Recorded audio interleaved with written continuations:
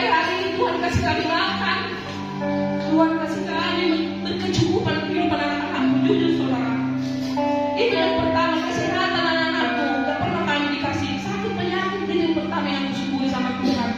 Memang kami gak ada harta saudara, gak ada yang kubanggakan, jujur aja. Semua hilang, aku ikhlas sama Tuhan. Aku bilang sama Tuhan, itu milik Tuhan, gak apa-apa. Tapi aku Tuhan rindu perubahan itu perlu daripada Tuhan. Ini saya selalu berdoa sama Tuhan. Jangan ogah-ogahan datang ke Tuhan. Jangan datang ke Tuhan itu cuma tampang doang saudara.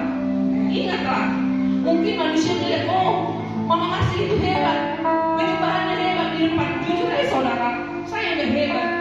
Saya gak mampu untuk berdiri di sini sebenarnya. Yang hebat itu Tuhan Yesus. Saya bisa suka cita sampai hari ini saudara, itu semua kata Tuhan.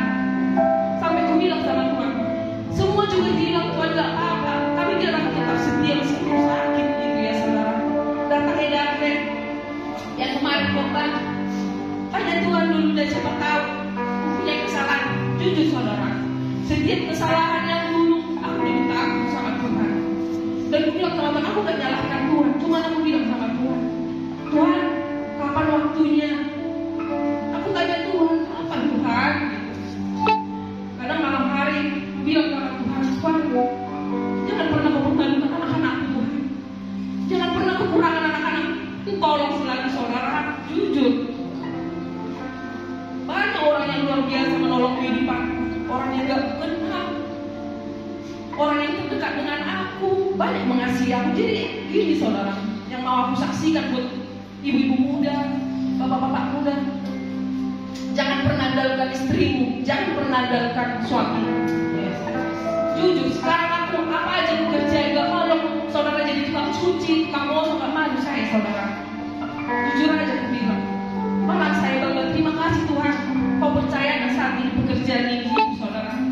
Memang aku emosi karena ya tahu lah, anak-anak ini main handphone apa, itu memang bisa kontrol saudara. Marahku, maksudku ini loh nak itu sama anak-anak ini. Tapi biarlah Tuhan yang melemah lembutkan hatiku.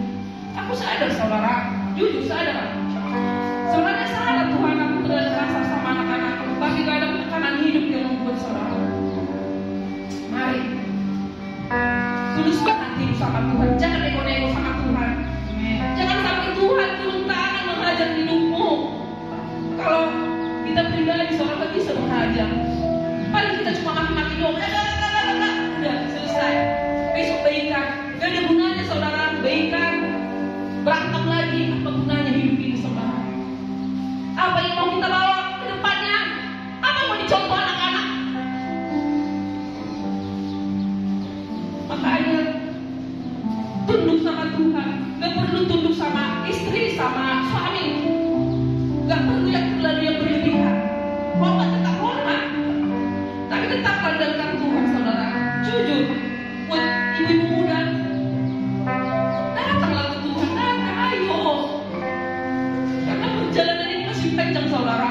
Jujur aja aku bilang, emang besok juga aku gak tahu, tapi aku selalu berharap sama Tuhan. Tuhan dan kata tetap setia meskipun aku gak sempurna Tuhan. Selalu bilang sama Tuhan. Itu aja sih saudara ya. Mari kita waktu bersama, mari kita saling mengingatkan satu sama yang lain. Biarlah Tuhan yang menjamah hati kita. Kita gak bisa mengubah siapapun dalam hidup kita saudara. Gak bisa.